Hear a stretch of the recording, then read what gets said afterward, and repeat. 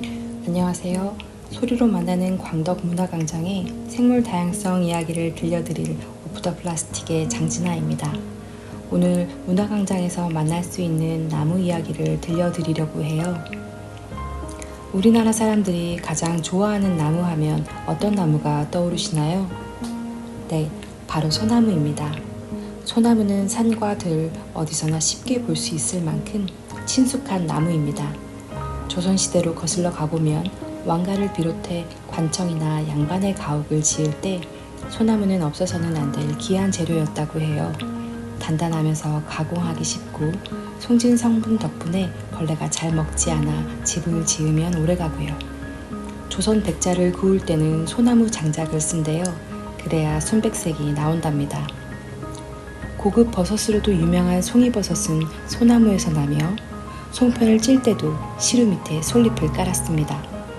사람이 태어나면 솔가지와 숯을 엮어 대문에 금줄을 걸었고 사람이 죽으면 사용하는 관도 소나무로 만든 것을 가장 높이 쳤답니다.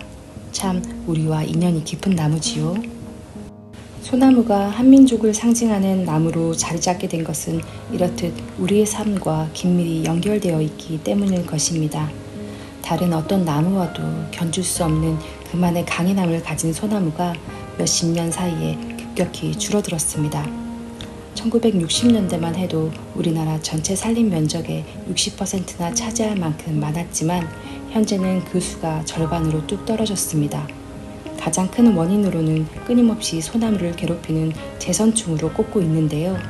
제선충 때문에 매년 수십만 그루의 소나무가 고사하고 있습니다. 소나무가 멸종될지도 모른다는 예측이 나올 정도로 무척 위험한 존재입니다. 소나무 제선충은 가늘고 긴 선충으로 크기도 0.1cm 내외로 아주 작다고 해요.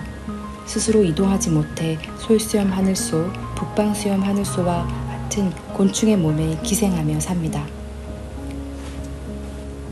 솔수염 하늘소는 소나무 껍질을 갉아먹는데 그때 생기는 상처를 이용해 제선충이 소나무 속으로 파고든다고 합니다. 제선충이 파고든 소나무는 솔잎이 아래로 처지면서 시들기 시작합니다. 3주 정도 지나면 사시사철 푸른 소나무 잎이 꼭 단풍이 든 것처럼 갈색으로 변하고 말라 죽습니다.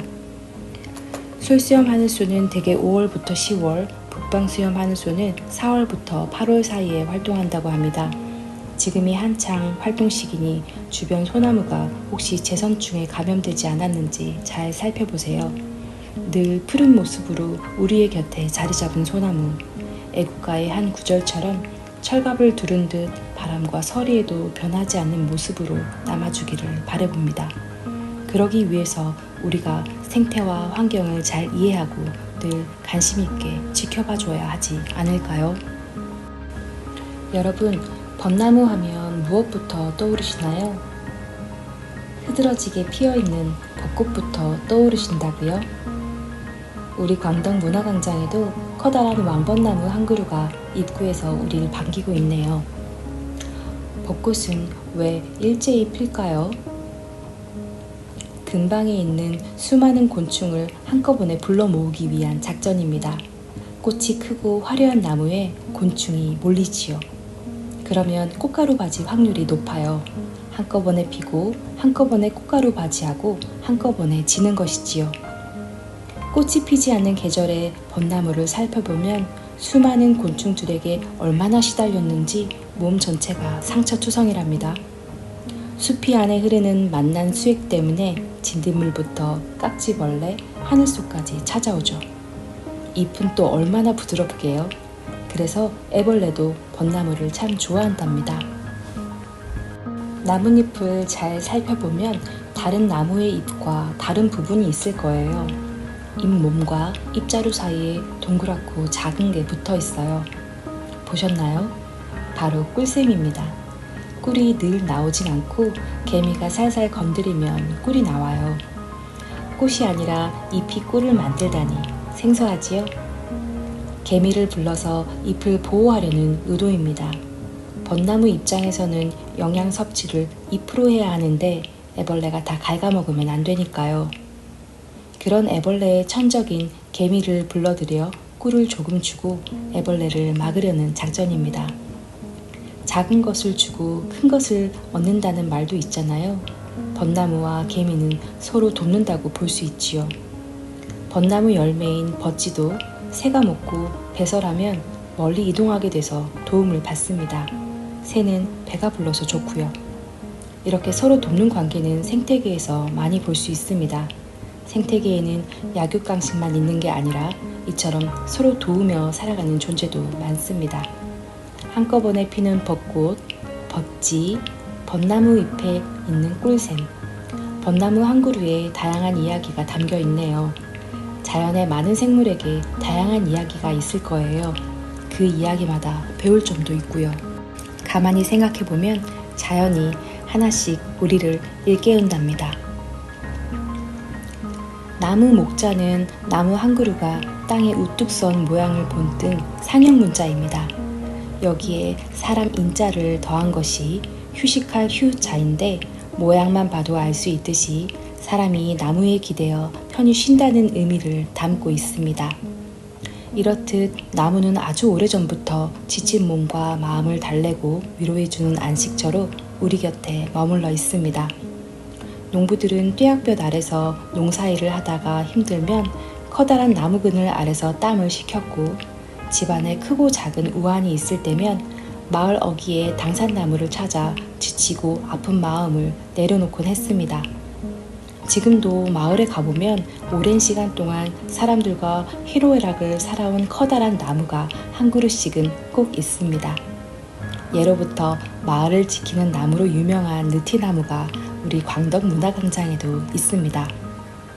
봄이 되면 연록에 고운 새순을 올리고, 햇볕이 내리쬐는 한여름이 되면 가지마다 짙푸른 녹음을 더해 시원한 그늘을 만들고, 가을에는 고운 단풍으로 계절의 깊이를 더하다가 눈 내리는 겨울 가지 위에 흰 눈을 얹어 보는 이의 마음을 따뜻하게 만들어주는 커다란 느티나무. 나무가 하늘을 향해 크게 자랄 수 있는 것은 바람에 수없이 흔들리면서 살아가기 때문일 것입니다.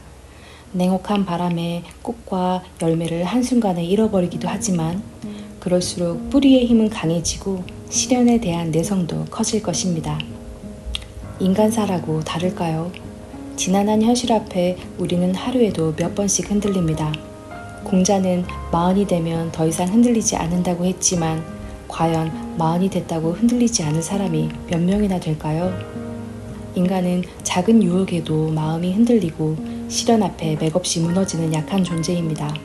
그러니 너무 흔들리지 않으려 애쓰기보다 오히려 흔들리며 사는 법을 배우는 것이 현명할지도 모르겠습니다. 흔들리지 않고 피는 꽃은 없고 흔들리지 않고 곧게 서는 줄기도 없습니다. 나무가 하늘을 향해 높이 자랄 수 있는 것도 바람 앞에 무수히 흔들리며 살기 때문입니다. 사람도 마찬가지. 처음부터 흔들리지 않으려 너무 애쓰면 오히려 쓰러지게 되지요. 그러니 흔들린다고 자책하지 마세요. 흔들리되 다시 중심을 잡고 나아가면 될 일. 누구나 그렇게 살아갑니다. 걷다가 시련 앞에서 무너지고 다시 일어나고 또 걸어가고. 사람도 자주 보면 닮는다죠. 느티나무를 자주 보다 보면 닮아갈 수 있을까요? 주변에 닮고 싶은 나무가 있다면 찾아봐도 좋을 듯합니다. 이곳 광덕문화광장에는 앞서 말씀드린 3가지 나무 외에도 다양한 나무가 더 많이 있습니다. 형태는 다르지만 각자 환경에 적응한 결과이지요. 다양한 양상을 띠고 각자 자기 역할을 하며 살아갑니다. 우리 삶도 마찬가지 아닐까요? 모두 생긴 것이 다르고 잘하는 것이 다르고 좋아하는 것도 다르지요. 그런데 우리는 서로 다른 것을 잘 인정하지 않습니다. 다른 사람처럼 해야 하고, 다른 사람처럼 좋은 학교에 가야 하고, 다른 사람처럼 살아야 하고, 모두 비슷해지려고 합니다. 아이들에게도 강요하지요. 수많은 자연이 알려줍니다. 다르게 살아도 된다고. 오늘 이곳 광덕문화광장에서 더 많은 것을 느끼고 가시길 바랍니다. 소리로 만나는 광덕문화광장의 생물 다양성 이야기는 여기에서 마무리하도록 하겠습니다. 함께 해주셔서 감사합니다.